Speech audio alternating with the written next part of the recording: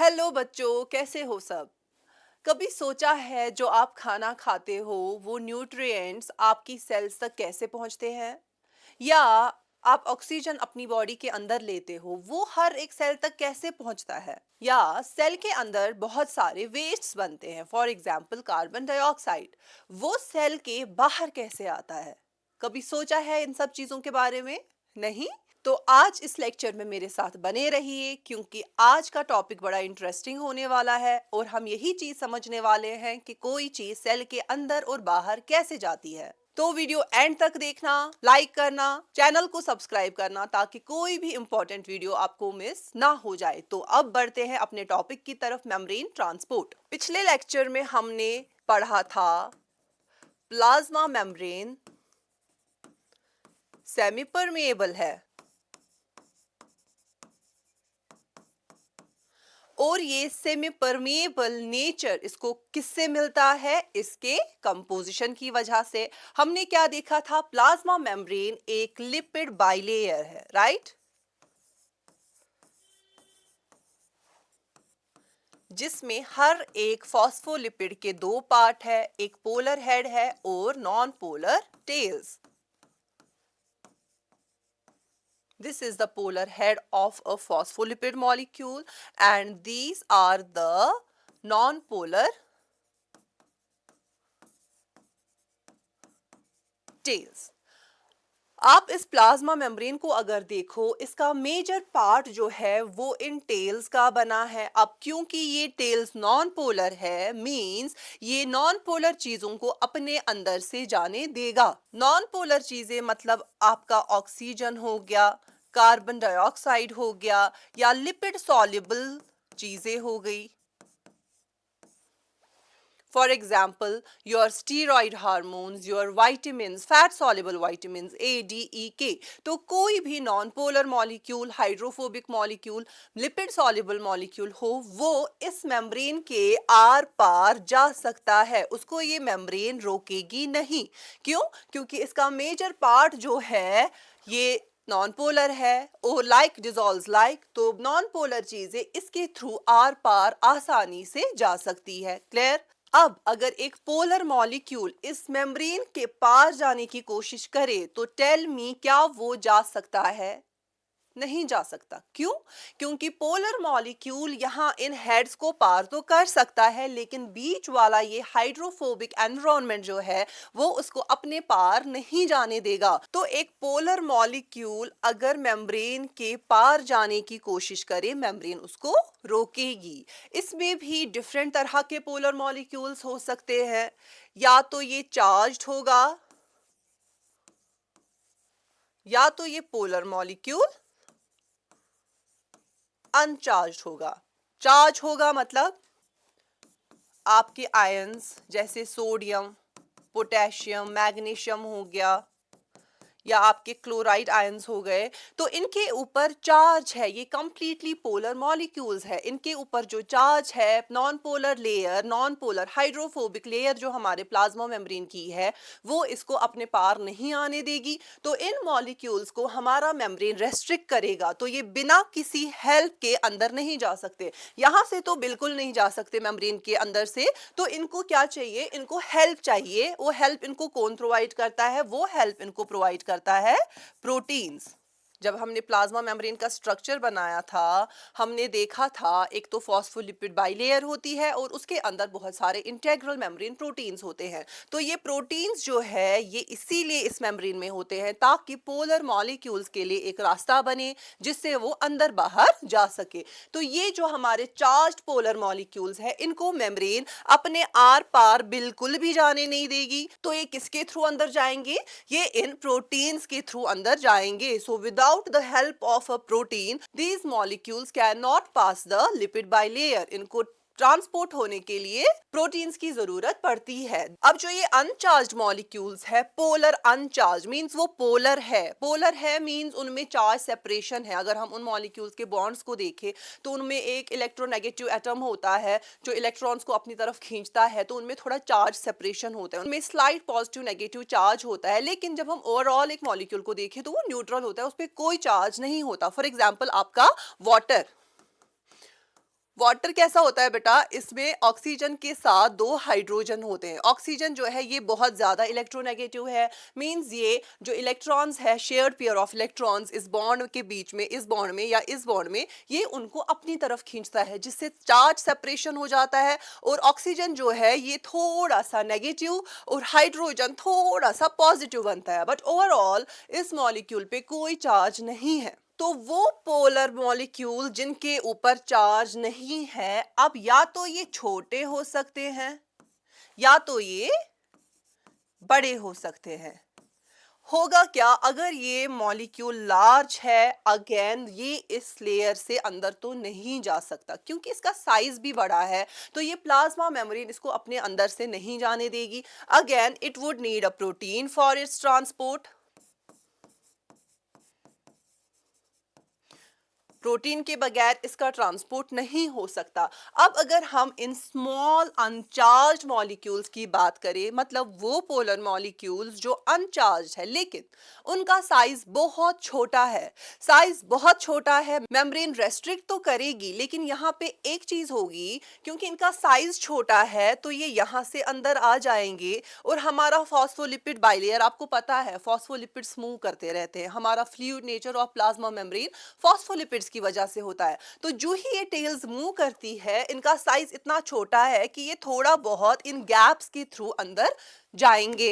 Okay, तो restriction तो यहाँ पे भी है, एफिशिएंटली इनका ट्रांसपोर्ट इस तरह से नहीं होता, बट कुछ हद तक ये मेम्ब्रेन को क्रॉस कर लेंगे। ठीक है, बहुत स्लोली कर लेंगे और बहुत थोड़ा सा ही कर लेंगे, बट इनका भी efficient transport with the help of proteins हो जाता है। तो हमारे चार्ज मॉलिक्यूल्स का ट्रांसपोर्ट कैसे होता है? With the help of proteins. हमारे अनचार्ज पोलर मॉलिक्यूल्स का ट्रांसपोर्ट कैसे होता है? With the help of proteins, जिसमें अगर अनचार्ज स्मॉल मॉलिक्यूल्स है वो कुछ हद तक मेम्ब्रेन के थ्रू, इस लिपिड बाइलेयर के थ्रू जा सकते हैं, लेकिन एफिशिएंटली उनका ट्रांसपोर्ट भी मेम्ब्रेन प्रोटीन्स की वजह से ही होता है। क्लियर? तो इनमें अब कौन से मॉलिक्यूल्स आते हैं उनकी बात करते हैं ताकि आपको कोई कंफ्यूजन ना रहे। तो हमारे नॉन पोलर मॉलिक्यूल्स में हमारे गैसेस आते हैं, हमारा कार्बन डाइऑक्साइड, ऑक्सीजन, हमारे स्टीरॉयड हार्मोन्स, या आप कह सकते हो कोई भी नॉन पोलर चीज या लिपिड सॉल्युबल चीज। और इनका ट्रांसपोर्ट बेटा कैसे होता है? इनका ट्रांसपोर्ट इजीली होता है।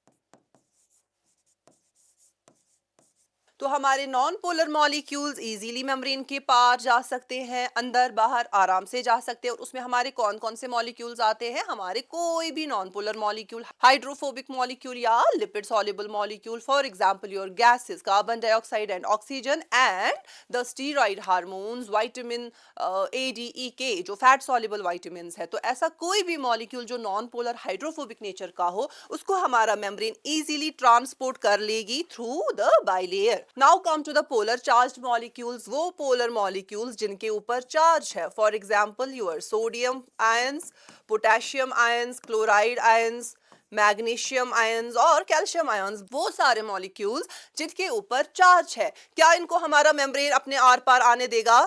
नहीं, इनको हमारा मेम्ब्रेन रेस्ट्रिक्ट करेगा, इनको हमारा मेम्ब्रेन अपने लिपिड बाइलेयर के थ्रू नहीं जाने देगा, जिस वजह से इनको क्या चाहिए? इनको एक हेल्प या फैसिलिटी चाहिए, जो इनको कौन प्रोवाइड करता है बेटा? प्रोटीन्स प्रोवाइड करते हैं, हमारे मेम्ब्रेन के अंदर जो प्रोटीन्स लगे हुए होते हैं। क्लियर? अब करते हैं बात पोलर अनचार्ज स्मॉल मॉलिक्यूल्स की, जिसमें आपका आता है वाटर, यूरिया, ग्लाइसरॉल, वो सारे मॉलिक्यूल्स जो बहुत छोटे हैं साइज में लेकिन पोलर है, चार्ज उनके ऊपर नहीं है, पोलर है। ओके, इवन योर एथनॉल, ये सारे वो मॉलिक्यूल्स है जो पोलर भी है लेकिन अनचार्ज्ड है, इनके ऊपर कोई चार्ज नहीं है। अब क्योंकि इन सब का साइज बहुत छोटा है, तो इनको मेम्ब्रेन अपने अंदर क्रॉस करने देगी, बट लिमिटेड वे में बहुत कम क्रॉस होंगे और इनको भी अपने ट्रांसपोर्ट के लिए प्रोटीन चाहिए। एफिशिएंटली ये प्रोटीन से ही ट्रांसफर होंगे। फॉर एग्जांपल वाटर, वाटर हमारे मेम्ब्रेन के लिपिड बाइलेयर के थ्रू भी जाता है अंदर बाहर, लेकिन एफिशिएंटली वो वाटर चैनल्स प्रोटीन्स के थ्रू जाता है जिनको एक्वापोरिन्स कहते हैं। मैं आगे लिखा भी दूंगी। ओके, अब आते हैं पोलर अनचार्ज्ड मॉलिक्यूल्स पे जिनका साइज बहुत बड़ा है। साइज बहुत बड़ा है बेटा, तो पहले तो पोलर है, मेम्ब्रेन रेस्ट्रिक्ट करेगा। साइज भी बड़ा है तो ये मेम्ब्रेन के थ्रू, गैप्स के थ्रू भी नहीं जा सकते, तो इनको भी कंप्लीटली किस पे डिपेंडेंट होना पड़ता है? प्रोटीन्स पे।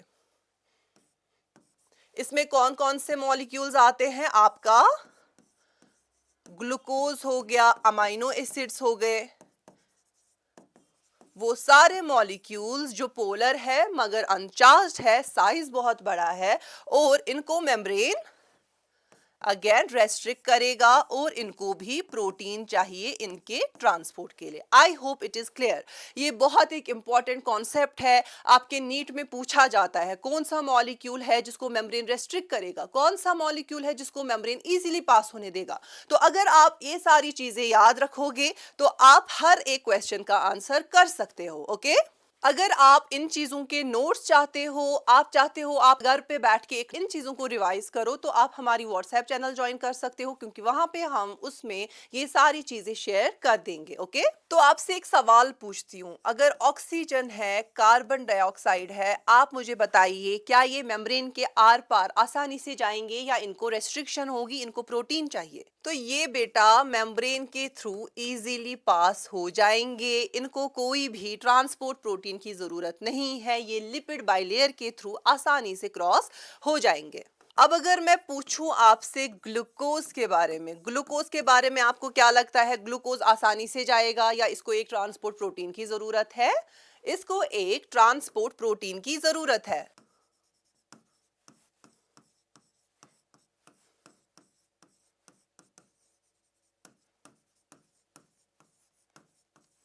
क्यों? क्योंकि ग्लूकोज एक पोलर मॉलिक्यूल है, ये अनचार्ज्ड है, लेकिन इसका साइज बहुत बड़ा है।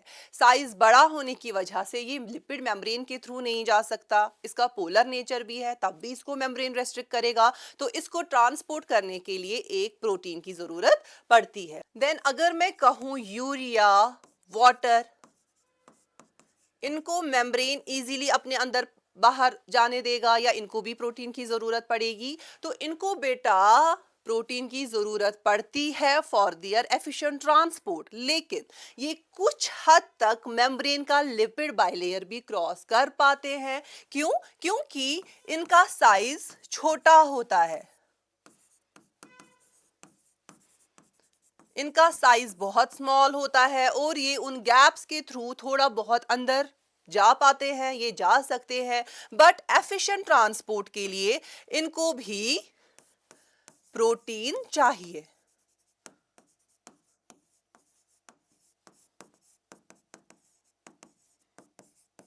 अब अगर मैं पूछूं चार्ज्ड आयंस के बारे में, सोडियम, पोटेशियम, तो बेटा मुझे बताओ ये किस तरह से जाएंगे? क्या ये मेम्ब्रेन के बाइलेयर के थ्रू जाएंगे या इनको भी प्रोटीन चाहिए? इनको भी प्रोटीन चाहिए। क्यों? क्योंकि इन आयंस के ऊपर सीधा सीधा चार्ज लगा है, ठीक है, और ये चार्ज इनको मेम्ब्रेन के थ्रू नहीं जाने देगा क्योंकि जो लिपिड बाइलेयर के टेल्स है, हाइड्रोफोबिक टेल्स, वो इनको रिपेल करेंगी, इनको बिल्कुल भी वो अपने अंदर नहीं जाने देगी, इनका मूवमेंट रेस्ट्रिक्ट करेगी और ये हमेशा डिपेंडेंट होते हैं किसी प्रोटीन पे। कोई प्रोटीन चैनल होगी जिसके थ्रू ये मेम्ब्रेन के आर पार जा सकते हैं। So I hope this thing is clear. आपको कभी कोई कंफ्यूजन नहीं होनी चाहिए अब कि कौन सा मॉलिक्यूल मेम्ब्रेन के अंदर जाएगा, किसको प्रोटीन की जरूरत है, किसको प्रोटीन की जरूरत नहीं है। ओके, अब इतना अगर समझ गए हैं तो ये समझने की कोशिश करते हैं जब कोई चीज मेम्ब्रेन के थ्रू इजीली जा रही है उसको हम कैसे जानते हैं, और जब किसी चीज को ट्रांसपोर्ट के लिए एक प्रोटीन की, एक हेल्प की, एक फैसिलिटी की जरूरत पड़ती है तो उसको हम कैसे जानते हैं। तो यही से स्टार्ट होता है मेम्ब्रेन ट्रांसपोर्ट के टाइप्स। तो सेल के पास बेटा दो तरीके हैं जिससे चीजें आर पार जा सकती है।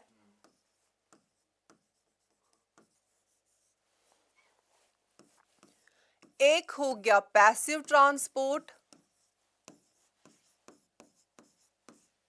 और दूसरा हो गया active transport.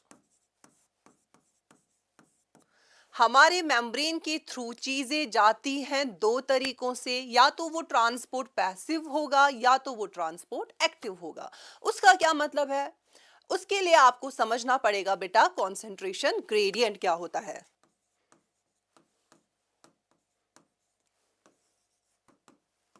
Concentration gradient, concentration means किसी जगह पे किसी मॉलिक्यूल का कितना अमाउंट है। अगर मैं एक मॉलिक्यूल को ले लूं, यहाँ पर आप देख रहे हो ये मॉलिक्यूल बहुत ज्यादा प्रेजेंट है और यहाँ पे यही मॉलिक्यूल बहुत कम क्वांटिटी में, इसका अमाउंट बहुत कम है, इसके मॉलिक्यूल्स बहुत कम है। तो यहाँ पे कॉन्सेंट्रेशन का एक डिफरेंस बन रहा है। यहाँ पे कॉन्सेंट्रेशन बहुत ज्यादा है और यहाँ पे कॉन्सेंट्रेशन बहुत कम है। तो ये कॉन्सेंट्रेशन का डिफरेंस जो है इसी को हम ग्रेडियंट कहते हैं। Concentration gradient means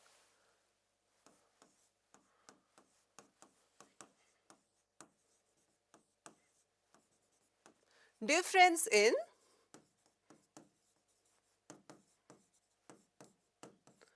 concentration. यहाँ पे मॉलिक्यूल्स का अमाउंट, मॉलिक्यूल्स का नंबर या मॉलिक्यूल्स का कॉन्सेंट्रेशन बहुत ज़्यादा है, दूसरी तरफ इसका कॉन्सेंट्रेशन बहुत कम है। तो ये डिफरेंस जो कॉन्सेंट्रेशन में है इसको हम कहते हैं कॉन्सेंट्रेशन ग्रेडियंट बना। क्या बना? कॉन्सेंट्रेशन ग्रेडियंट बना।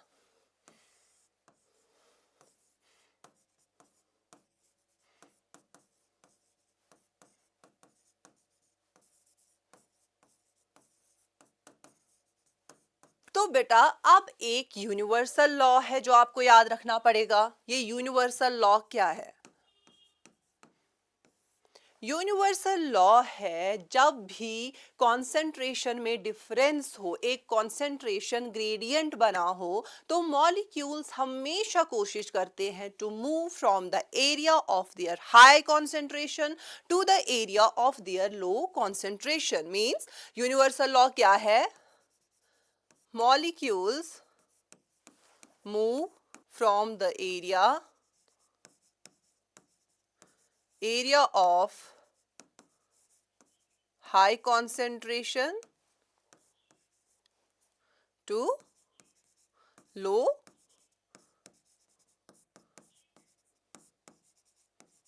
concentration। जब भी आप किसी कमरे में जाओ, अगर वहां पे भीड़ है तो आप कोशिश करते हो आप किसी दूसरे रूम में जाओ जहां पे भीड़ नहीं होगी, राइट? इसीलिए क्यों? क्योंकि मॉलिक्यूल्स की ये एक नेचुरल लॉ है, इसको कोई अपोज नहीं कर सकता। जहां पे चीजें ज्यादा है वो हमेशा टेंड करती है to move from the area of their concentration, high concentration to area of their low concentration। For example एक परफ्यूम की बॉटल को ले लो, या आपकी एनसीईआरटी में भी मेंशन्ड है। एक परफ्यूम की बॉटल को अगर मैं यहाँ पे खोल रही हूँ तो उसके मॉलिक्यूल्स बेटा थोड़ी देर के बाद आप देखोगे वो स्मेल पूरे इस बिल्डिंग में फैल जाएगी। क्यों?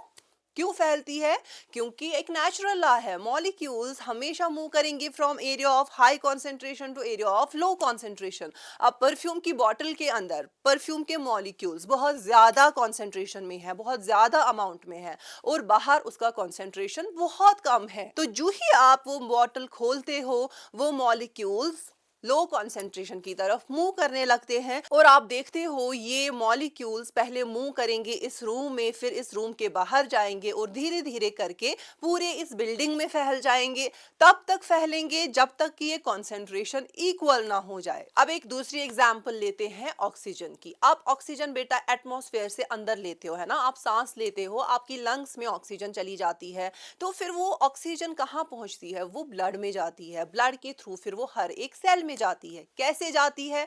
क्योंकि हमारे जो एटमॉस्फेयर में ऑक्सीजन का कॉन्सेंट्रेशन है कितना होता है? लगभग 21%, राइट? तो बहुत ज्यादा कॉन्सेंट्रेशन होता है ऑक्सीजन का एटमॉस्फेयर में, और हमारी सेल्स के अंदर ऑक्सीजन का कॉन्सेंट्रेशन बहुत कम होता है। तो मॉलिक्यूल्स कहां से कहां की तरफ मूव करेंगे? हाई कॉन्सेंट्रेशन से लो कॉन्सेंट्रेशन की तरफ। तो एटमॉस्फेयर से ऑक्सीजन आके हमारे लंग्स में जाता है, फिर खुद ही वो आराम से कहां जाता है? ब्लड में, और ब्लड से कहां जाता है? हमारे हर हर एक सेल के अंदर पहुंचता है, राइट। इसी तरह से आप कार्बन डाइऑक्साइड की एग्जांपल ले लो। कार्बन डाइऑक्साइड कहाँ पे ज्यादा होता है? हमारे सेल्स के अंदर। क्यों? क्योंकि वहां पे वो बनता है, because of various metabolic reactions वहां पे as a waste product carbon dioxide निकलती है। वो कार्बन डाइऑक्साइड का कॉन्सेंट्रेशन हमारी सेल्स के अंदर बहुत ज्यादा होता है। एटमॉस्फेयर में बहुत कम कॉन्सेंट्रेशन होता है कार्बन डाइऑक्साइड का। तो मूवमेंट कहां से कहां की तरफ होती है? हमारी सेल से कार्बन डाइऑक्साइड बाहर निकलती है, ब्लड में जाती है, ब्लड से फिर कहां? लंग्स में जाती है, और लंग्स के बाद वो बाहर एनवायरनमेंट में जाती है जहां पर उसका कॉन्सेंट्रेशन कम है। तो आप इन तीनों एग्जांपल्स में कौन सी चीज देख रहे हो? आप देख रहे हो मॉलिक्यूल्स मूव कर रहे हैं from their higher concentration to lower concentration. तो ऐसा मूवमेंट ऑफ मॉलिक्यूल्स जिसमें वो हायर कॉन्सेंट्रेशन से लोअर कॉन्सेंट्रेशन की तरफ जा रहे हैं, जिसको आप डाउन द ग्रेडियंट भी कहते हो। क्यों?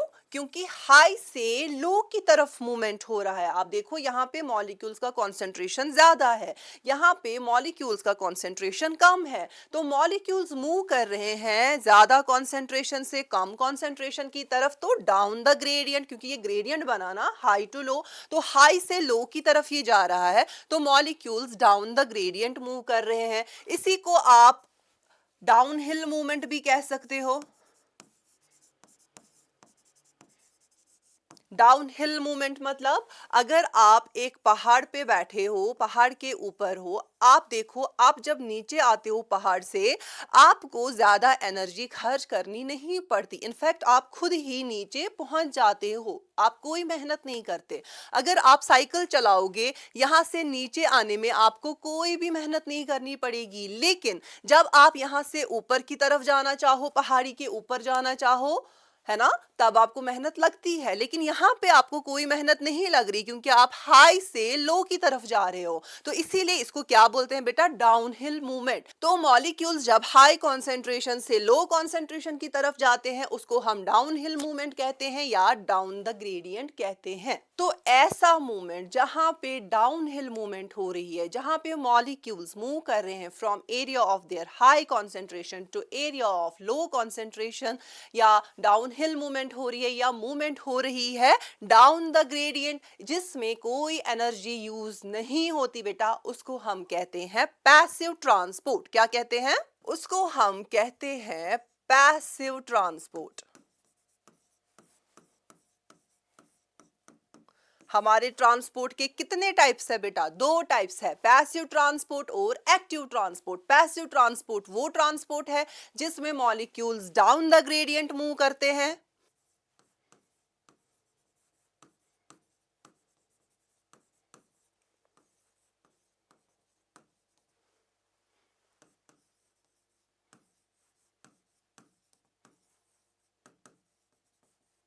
या आप कह सकते हो डाउनहिल मूवमेंट हो रही है मॉलिक्यूल्स की, या आप कहो मॉलिक्यूल्स मूव कर रहे हैं from high concentration to low concentration, जहां पे कोई भी एनर्जी यूज नहीं होती। एनर्जी मतलब एटीपी, हमारी बॉडी में एनर्जी करेंसी है एटीपी। तो यहाँ पे कोई एनर्जी यूज नहीं होती, कोई एटीपी यूज नहीं होता।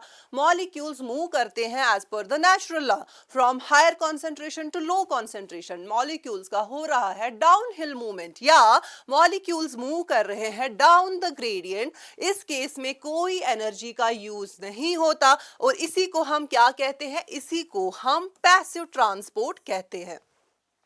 क्लियर? तो एक्टिव क्या होगा बेटा? एक्टिव इसका ऑपोजिट होगा। एक्टिव मींस जहां पे मॉलिक्यूल्स मूव कर रहे हैं against the gradient. Against the gradient मतलब, अगेंस्ट द ग्रेडियंट मतलब जब लो कॉन्सेंट्रेशन से हाई कॉन्सेंट्रेशन की तरफ जाएंगे, जब पहाड़ के नीचे से ऊपर जाने की कोशिश करेंगे, ऐसा मूवमेंट क्या ये बिना एनर्जी के हो सकता है? नहीं हो सकता। जब आप साइकिल पहाड़ के नीचे से या एक हिल के नीचे से ऊपर ले जाने की कोशिश करो, या आप एक स्लोप पे भी देखते हो, आपको मेहनत ज्यादा करनी पड़ती है जब आप साइकिल चलाते हो, तो वहां पे मेहनत करनी पड़ती है। क्यों? क्योंकि वहां पे एनर्जी लगती है। तो इस केस में एनर्जी का यूटिलाइजेशन होगा। यहाँ पे मॉलिक्यूल्स का डाउन हिल मूवमेंट नहीं हो रहा, यहाँ पे मॉलिक्यूल्स का अप हिल मूवमेंट हो रहा है। यहाँ पे मॉलिक्यूल्स डाउन द ग्रेडियंट नहीं जा रहे हैं, ग्रेडियंट जो नेचुरल लॉ है उसके अगेंस्ट जा रहे हैं, अगेंस्ट द ग्रेडियंट जा रहे हैं, और इस केस में एनर्जी का यूटिलाइजेशन होगा। और वो मूवमेंट जहां पे मॉलिक्यूल्स अगेंस्ट द ग्रेडियंट जा रहे हैं, from low concentration to high concentration जा रहे हैं, या अपहिल मूवमेंट हो रहा है और एनर्जी का यूज हो रहा है, उसी को हम कहते हैं एक्टिव ट्रांसपोर्ट। क्या कहते हैं बेटा? Active transport. क्लियर हो गया? तो हमारा मेम्ब्रेन ट्रांसपोर्ट कितने टाइप्स का है बेटा? 2 टाइप्स का है, passive transport and active transport. Passive transport में एटीपी या एनर्जी का यूज नहीं होता, और एक्टिव ट्रांसपोर्ट में एटीपी की जरूरत पड़ती है। यहाँ पे एटीपी का यूज क्यों नहीं होता? क्योंकि मॉलिक्यूल्स हाई कॉन्सेंट्रेशन से लो कॉन्सेंट्रेशन की तरफ जाते हैं, उनको कोई मेहनत नहीं लगती। यहाँ पे एक्टिव ट्रांसपोर्ट में मॉलिक्यूल्स अगेंस्ट द ग्रेडियंट जाते हैं, अपहिल मूवमेंट करते हैं, या from area of low concentration to high concentration जाते हैं, जो नेचुरल लॉ के खिलाफ है, और उसके लिए एनर्जी लगती है, उसी को हम कहते हैं एक्टिव ट्रांसपोर्ट। इस वीडियो में एक्टिव ट्रांसपोर्ट नहीं पढ़ सकते क्योंकि लेक्चर बहुत लंबा खिंचेगा, लेकिन यहाँ पे हम पैसिव ट्रांसपोर्ट को डिटेल में पढ़ेंगे और समझेंगे। ओके, तो पैसिव ट्रांसपोर्ट के बारे में बात करते हैं। हमने देख लिया पैसिव ट्रांसपोर्ट क्या है। पैसिव ट्रांसपोर्ट वो है जहां पे कोई भी एनर्जी खर्च नहीं करनी पड़ती, क्योंकि मॉलिक्यूल्स डाउन द ग्रेडियंट जाते हैं, from high concentration to low concentration जाते हैं, कोई एनर्जी का इस्तेमाल नहीं होता। अब इसके टाइप्स की बात करते हैं। इसके कितने टाइप्स है बेटा? पैसिव ट्रांसपोर्ट के 3 टाइप्स है। कितने टाइप्स है? 3 टाइप्स है। सबसे पहला हो गया डिफ्यूजन, या आप कह सकती हो simple diffusion, then facilitated diffusion, and the third is osmosis। तो हमारा पैसिव ट्रांसपोर्ट 3 तरह का हो सकता है। पैसिव ट्रांसपोर्ट या तो सिंपल डिफ्यूजन होगा, या तो फैसिलिटेटेड डिफ्यूजन होगा, या तो ऑस्मोसिस होगा। तो ये सिंपल डिफ्यूजन क्या है बेटा? सिंपल डिफ्यूजन मींस मूवमेंट जहां पे अगेन पैसिव है, तो इन सारे केसेस, तीनों केसेस में मूवमेंट हाई कॉन्सेंट्रेशन से लो की तरफ होगी और एटीपी का यूज नहीं होगा। ओके, अब इन तीनों में फर्क क्या है? डिफ्यूजन में जो मॉलिक्यूल्स है वो इजीली पास करते हैं थ्रू द लिपिड बाइलेयर। जो हमने पहले पढ़ा नॉन पोलर मॉलिक्यूल्स के बारे में, कि हमारा मेम्ब्रेन नॉन पोलर मॉलिक्यूल्स को इजीली अपने आर पार जाने देता है, उनको किसी प्रोटीन की जरूरत नहीं पड़ती। तो अगर मेम्ब्रेन के एक साइड पे हमारे non polar molecules, for example oxygen, carbon dioxide, या स्टीरॉइड हार्मोन्स, विटामिन्स ए, डी, ई, के, जो भी हमारे hydrophobic non polar lipid soluble molecules है, अगर ये मेम्ब्रेन के एक तरफ से ज्यादा है, एक तरफ से इनका कंसंट्रेशन अमाउंट कम है, तो इनका simply through the lipid bilayer movement हो जाएगा, from high concentration to low concentration.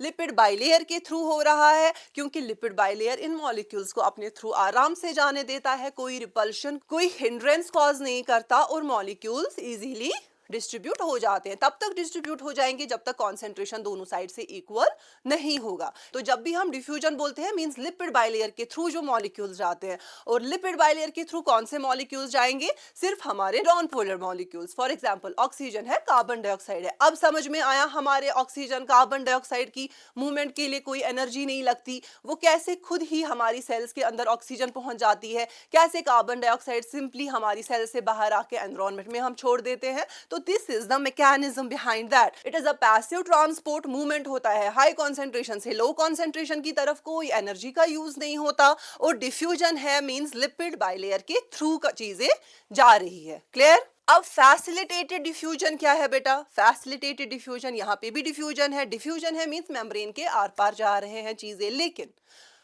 कैसे जा रहे हैं? यहाँ पे आप ये वर्ड देखो, फैसिलिटेटेड। पहले ही मैंने कहा था कुछ मॉलिक्यूल्स है जिनको एक फैसिलिटी चाहिए, जिनको एक हेल्प चाहिए, जिसमें आपके कौन से मॉलिक्यूल्स आते हैं? जिसमें आपके पोलर चीजें आती हैं जो मेम्ब्रेन लिपिड बाइलेयर के थ्रू नहीं जा सकती, और उनको किसके थ्रू जाना पड़ता है? इनको प्रोटीन चाहिए for their transport.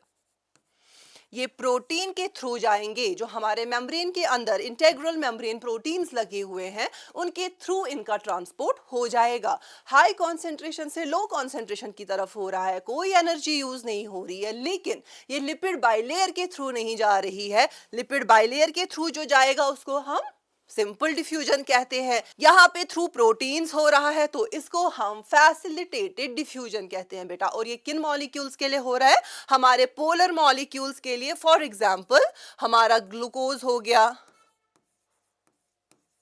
Amino acids हो गए,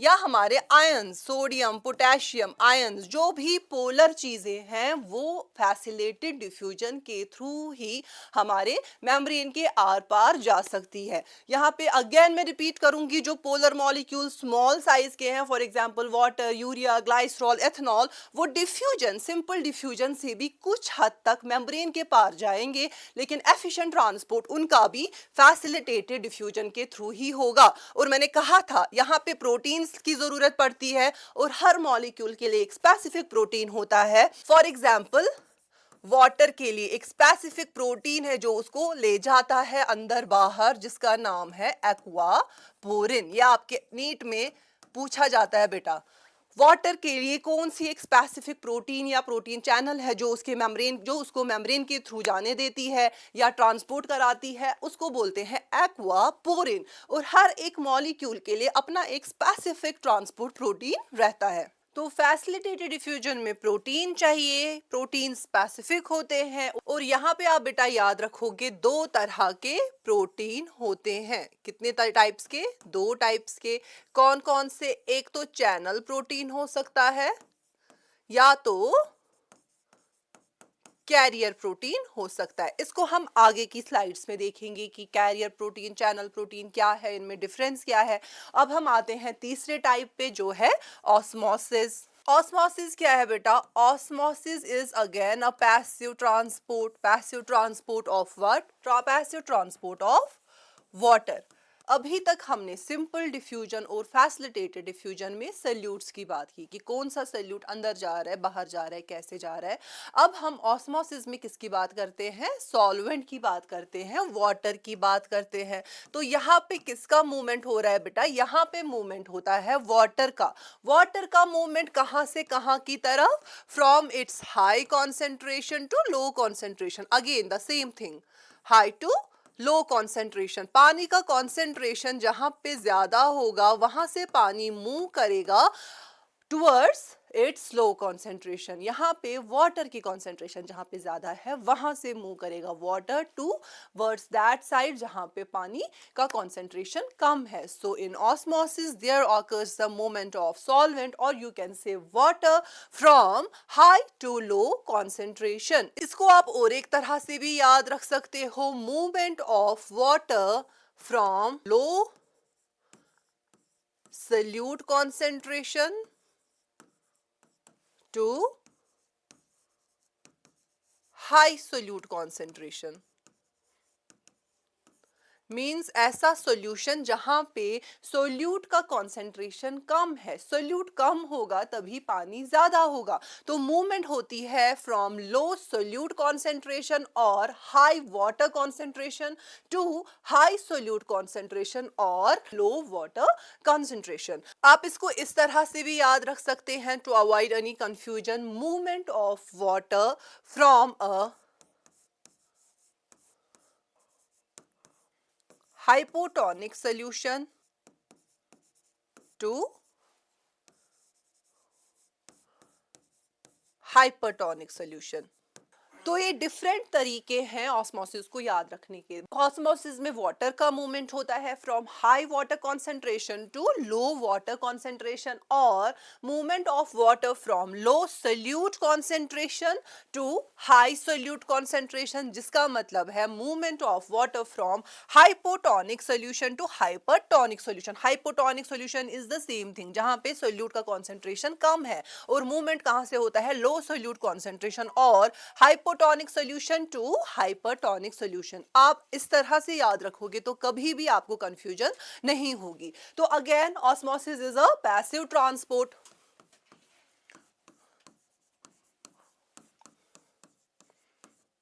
यहाँ पे एटीपी का यूज नहीं होता क्योंकि पैसिव ट्रांसपोर्ट है, और मूवमेंट कहां से कहां की तरफ हो रहा है, from high concentration to low concentration. किसका मूवमेंट, वाटर का। लेकिन यहाँ पे आपको एक इंपॉर्टेंट चीज जो याद रखनी है वो है through a semi permeable membrane.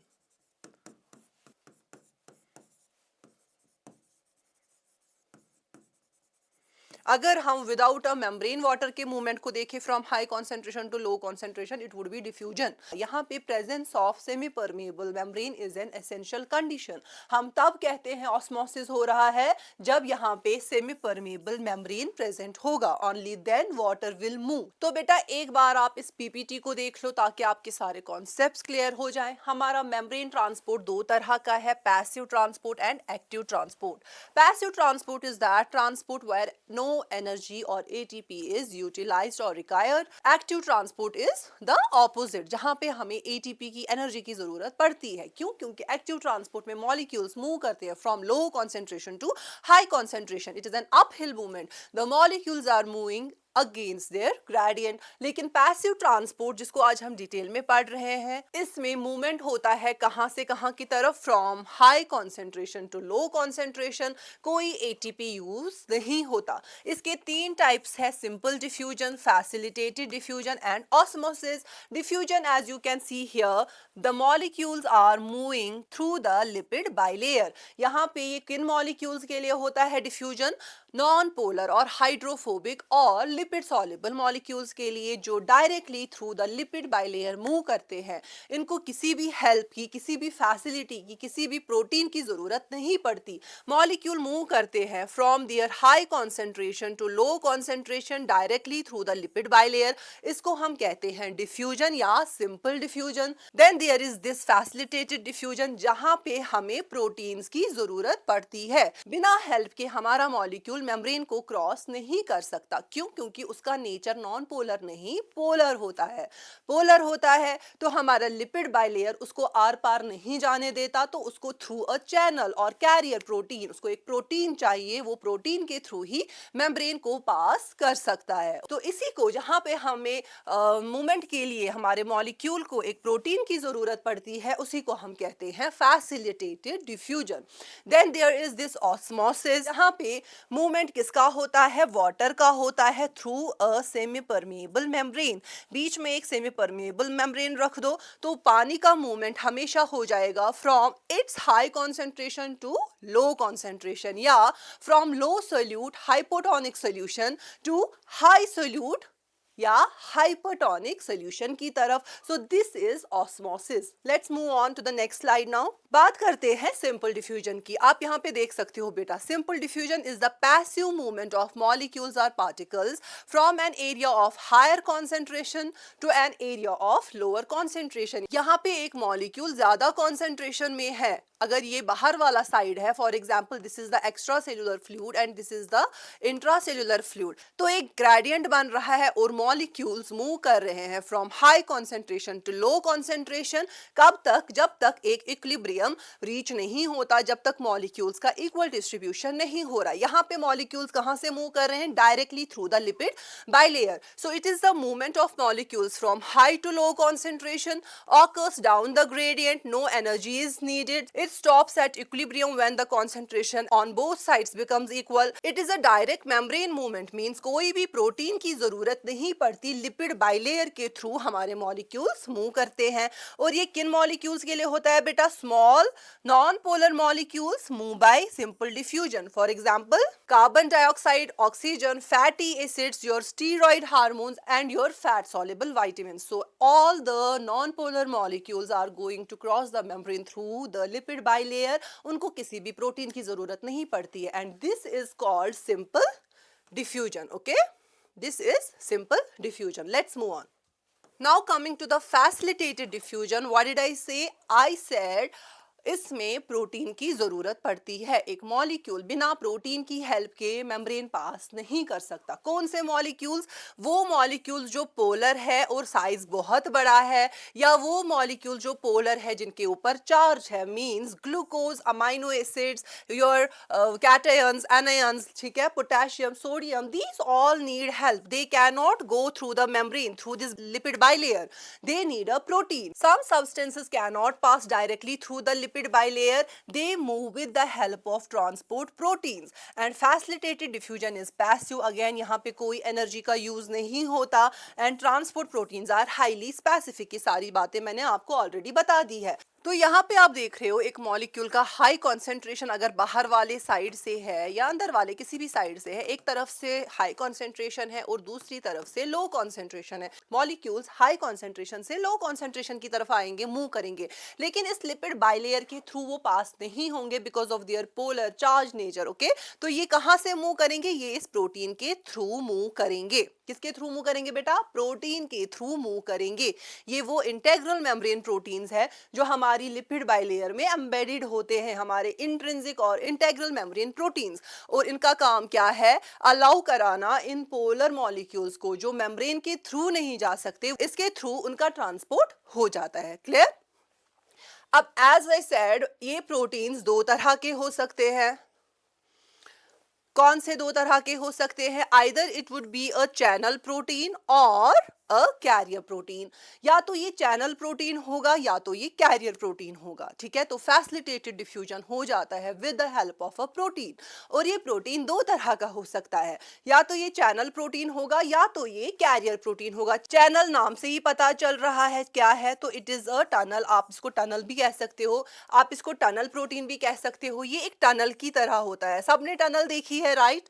एक टनल जो दोनों एंड्स पे खुली होती है, गाड़ियां आती है और सीधा उस एक माउंटेन को चीर के निकल जाती है। तो कोई दरवाजा नहीं होता, बस दोनों तरफ से टनल ओपन है, गाड़ियां आती है और क्रॉस करके निकल जाती हैं। इन अ सिमिलर वे यहाँ पे भी मॉलिक्यूल्स को ट्रांसपोर्ट कराना है। इनको ये जाएंगे from high concentration to low concentration through this tunnel और चैनल, जिसके यहाँ पे कोई दरवाजा नहीं है। ये एक खुली टनल होती है। ये मॉलिक्यूल्स आते हैं यहाँ से, दूसरी तरफ निकल जाते हैं। तो ये हो गया प्रोटीन चैनल या टनल। उसके बाद कैरियर प्रोटीन क्या होता है? टनल में जो मॉलिक्यूल्स जा सकते हैं बेटा, पोलर तो जाएंगे लेकिन वो जो स्मॉल है साइज में। लेकिन कुछ मॉलिक्यूल्स, वो पोलर मॉलिक्यूल्स जिनका साइज बहुत बड़ा होता है, फॉर एग्जांपल आपका ग्लूकोज हो गया, ठीक है, अमाइनो एसिड्स हो गए, वो इस चैनल के थ्रू नहीं जा सकते क्योंकि वो इसमें फिट नहीं होते, उनका साइज बड़ा है। तो उनके लिए कैरियर प्रोटीन होता है। उनको टनल पार करने की जरूरत नहीं पड़ती, वो इस कैरियर प्रोटीन के एक साइड जहां से उनको ट्रांसपोर्ट होना है, वो इस प्रोटीन के ऊपर बैठ जाते हैं, जिससे इस प्रोटीन में कन्फर्मेशनल चेंज होती है और मॉलिक्यूल यहां से बाइंड हो जाता है। कन्फर्मेशनल चेंज के बाद ये प्रोटीन अपनी शेप बदलता है और इस प्रोटीन को इस साइड धकेल देता है। तो ये है कैरियर प्रोटीन। ज्यादा फर्क नहीं है, बस चैनल प्रोटीन छोटे मॉलिक्यूल्स के लिए है, बड़े मॉलिक्यूल्स के लिए जो टनल प्रोटीन से नहीं जा सकते, फॉर एग्जांपल ग्लूकोज, उनके लिए कैरियर प्रोटीन है। अब बात करेंगे ऑस्मोसिस की। ऑस्मोसिस मैंने क्या बताया बेटा? Osmosis is the movement of water. So it's the movement of water molecules only from high water concentration to low water concentration. It occurs through a semi-permeable membrane. Osmosis is again a passive process. No energy is needed and water moves down its concentration gradient. क्योंकि ये passive transport है, water move करता है, downhill movement हो जाती है, down the concentration gradient water move करता है। And here membrane allows water but not solute to pass, क्योंकि यहाँ पे सेमी परमेबल मेम्ब्रेन का होना जरूरी है। मेम्ब्रेन वाटर को पास करेगा, सोल्यूट्स को नहीं। तो यहाँ पे हम सिर्फ कंसीडर करते हैं पानी का movement, not the solute. So osmosis continues until equilibrium is reached. जब तक कॉन्सेंट्रेशन दोनों साइड से बराबर नहीं होगा तब तक मूवमेंट होता रहेगा पानी का। And it is important for sale size and shape control. वो कैसे होता है नेक्स्ट स्लाइड में बात करेंगे। यहाँ पे आप देख सकते हो बेटा, दो साइड्स पे पानी का लेवल सेम है, ठीक है, लेवल सेम है, बट यहाँ पे कॉन्सेंट्रेशन सेम नहीं है। ये बीच में जो आपको दिख रहा है, it is a semi permeable membrane. अगर ये सेमी परमेबल मेम्ब्रेन नहीं होती तो सोल्यूट्स मूव करते, लेकिन ये सेमी परमेबल मेम्ब्रेन है, सोल्यूट्स मूव नहीं करेंगे। यहाँ पे सेमी परमेबल मेम्ब्रेन के थ्रू किसका मूवमेंट होता है, वाटर का मूवमेंट होता है। और वाटर कहाँ से मूव करता है, from its high concentration to low concentration. यहाँ पे आपको क्या लग रहा है, कहाँ पे वाटर का कॉन्सेंट्रेशन ज्यादा है? आप यहाँ पे देखो, एक मॉलिक्यूल को कितना पानी सराउंड कर रहा है, पर सोल्यूट मॉलिक्यूल कितना पानी अवेलेबल है, वो हो गया पानी का यहाँ पे कॉन्सेंट्रेशन कितना है। या मैंने आपको दूसरा भी स्टेटमेंट कहा, movement of water from low solute concentration to high solute concentration, means यहाँ पे सोल्यूट का कॉन्सेंट्रेशन कम है, यहाँ पे सोल्यूट का कॉन्सेंट्रेशन ज्यादा है। तो पानी का मूवमेंट कहाँ होगा, from left to right, right की तरफ पानी का मूवमेंट होगा। या आप याद कर लो वो statement, movement of water from hypotonic solution to hypertonic solution. Hypotonic means वो सोल्यूशन जिसमें सोल्यूट कम है, पानी ज्यादा है। यहाँ पे सोल्यूट कम है, पानी ज्यादा है, ठीक है, एज कंपेयर टू सोल्यूट। यहाँ पे दूसरे साइड से आप राइट साइड में देखो, यहाँ पे सोल्यूट का कॉन्सेंट्रेशन ज्यादा है। तो movement of water from hypotonic solution to hypertonic solution, उसी को हम कहते हैं ऑस्मोसिस। और यहाँ पे पानी का मूवमेंट कहाँ होगा, फ्रॉम लेफ्ट टू राइट। और आप क्या देखोगे, through this semi permeable membrane water level will rise on this right side. तो पानी का मूवमेंट हो रहा है from its high concentration to low concentration, या मूवमेंट ऑफ वाटर हो रहा है from low solute concentration to high solute concentration, या पानी का मूवमेंट हो रहा है from hypotonic solution to hypertonic solution. और पानी राइज करेगा एक साइड पे। वहां पे आप क्या देखते थे, इक्विलिब्रियम में मॉलिक्यूल्स का कॉन्सेंट्रेशन सेम होता था। यहाँ पे इक्विलिब्रियम रीच हो रहा है, लेकिन यहाँ पे पानी का लेवल सेम नहीं रहता। पानी का लेवल सेम नहीं रहता, क्यों नहीं रहता, क्योंकि यहाँ पे डिस्ट्रीब्यूशन इस तरह से होता है कॉन्सेंट्रेशन इक्वल करने के लिए। यहाँ पे आप देखो कॉन्सेंट्रेशन इक्वल हो रहा है, एक वाटर मॉलिक्यूल को जितना पानी अवेलेबल है यहाँ पे भी सेम ही है। और यहाँ पे आप देख रहे हो पानी का लेवल बराबर नहीं हो गए, राइट साइड में राइज हो रहा है, सो दैट कॉन्सेंट्रेशन इक्वल हो जाए। अब मैंने यहाँ पे बताया था it is important for sale and shape control. कैसे, एक सेल को अगर हम हाइपोटोनिक या हाइपरटोनिक सोल्यूशन में डालेंगे तो उसके साथ क्या होगा वो देखते हैं। तो यहाँ पे पहले आपको समझना पड़ेगा हाइपरटोनिक सोल्यूशन क्या है, आइसोटोनिक सोल्यूशन क्या है, और हाइपोटोनिक सोल्यूशन क्या है। आइसो मींस सेम, जहां पे सेम कॉन्सेंट्रेशन है, सेल के अंदर भी पानी का या सोल्यूट का कॉन्सेंट्रेशन सेम है, और सोल्यूशन जिसमें हम उस चीज को डाल रहे हैं, उस सेल को डाल रहे हैं, वहां पे भी कॉन्सेंट्रेशन सेम है, कोई फर्क नहीं है। तो जितना पानी अंदर आएगा उतना ही बाहर जाएगा, तो सेल पे एज सच कोई फर्क नहीं पड़ेगा। लेकिन hypotonic solution means, hypo means less, tonic means less solute, less solute means more water, इसमें पानी ज्यादा है। किसमें बेटा, हाइपोटोनिक सोल्यूशन में सोल्यूट कम है, मतलब पानी का अमाउंट ज्यादा है। हाइपरटोनिक में इसका उल्टा है, हाइपर मींस मोर, यहां पे मोर सोल्यूट प्रेजेंट है, लेस वाटर प्रेजेंट है, दिस इज हाइपरटोनिक सोल्यूशन। अब आप मुझे बताओ ऑस्मोसिस क्या है, movement of water from high water concentration to low water concentration, या movement of water from low solute concentration to high solute concentration. अब अगर मैं एक सेल को ले रही हूं, इसको एक हाइपरटोनिक सोल्यूशन में डाल रही हूं, तो मुझे बताओ पानी का मूवमेंट कहाँ होगा। सेल और सोल्यूशन के बीच में एक सेमी परमेबल मेम्ब्रेन है। कौन सा मेम्ब्रेन सेमी परमेबल है, जो हमारी सेल के बाहर प्लाज्मा मेम्ब्रेन है, that would act like a semi permeable membrane. अब पानी का का मूवमेंट इस मेम्ब्रेन के आर पार होगा। तो मुझे बताओ, इस सोल्यूशन से पानी अंदर सेल के जाएगा या सेल के अंदर का पानी बाहर आने की कोशिश करेगा? पानी कहाँ की तरफ मूव करेगा? जहां पे सोल्यूट का कॉन्सेंट्रेशन ज्यादा है कहां पर? सॉल्यूशन में। तो यहाँ पर सॉल्ट ज्यादा है, पानी मूव करने की कोशिश करेगा टूवर्ड्स जहां पे सोल्यूट ज्यादा है या पानी कम है। तो यहाँ पे सेल के पानी के साथ क्या होगा? यहाँ पे सेल के अंदर का पानी बाहर आने की कोशिश करेगा और सेल क्या हो जाएगी? श्रिंक हो जाएगी। एक प्लांट सेल में अगर श्रिंक हो रहा है उसी को हम प्लाज्मोलाइसिस कहते हैं। तो यहाँ पे पानी बाहर आएगा और सेल क्या हो जाएगी बेटा? सेल श्रिंक हो जाएगी। अब आते हैं आइसोटोनिक पे। आइसोटोनिक में कुछ नहीं होगा, सेल के अंदर जितना पानी जाएगा उतना ही बाहर भी आएगा, तो सेल के साइज पे, शेप पे कोई असर नहीं पड़ेगा। लेकिन अब अगर हम हाइपोटोनिक सोल्यूशन में डाल रहे हैं, मींस वो सोल्यूशन जिसमें सोल्यूट कम है as compare to our cell, cell के अंदर सोल्यूट ज्यादा है। क्या है बेटा? सेल के अंदर सोल्यूट ज्यादा है, सेल के बाहर जो हमने सोल्यूशन रखा है ये हाइपोटोनिक है, मीन सोल्यूट कम है, पानी ज्यादा है। तो पानी जहां ज्यादा है या सोल्यूट जहां कम है, पानी का मूवमेंट होगा वहां से सेल के अंदर की तरफ और पानी इस सेल के अंदर चला जाएगा और हमारी जो सेल है ये क्या हो जाएगी? ये स्वेल हो जाएगी, इसका साइज बढ़ेगा। और अगर एक प्लांट सेल में ऐसा हो रहा है क्योंकि उसके बाहर सेल वॉल है, तो उसकी जो सेल है वो सेल वॉल के साथ टाइटली उस पर प्रेशर एक्सर्ट करेगी, जिसको टर्गर प्रेशर कहते हैं, तो एक सेल कंप्लीटली स्वेल हो जाएगी। अब अगर कोई ऐसी सेल है जिसमें सेल वॉल नहीं है, वो बर्स्ट भी हो सकती है। तो एक बार इसको देख लेते हैं एक एक करके। Hypertonic solution has lower water concentration than the cell, means more solute। जो मैंने लिखा है more solute and less water। Water leaves the cell by osmosis। Cell के बाहर निकलेगा पानी, सोल्यूशन की तरफ मूव करेगा, बाहर वाले हाइपरटोनिक सोल्यूशन की तरफ, जिसकी वजह से सेल श्रिंक हो जाएगी।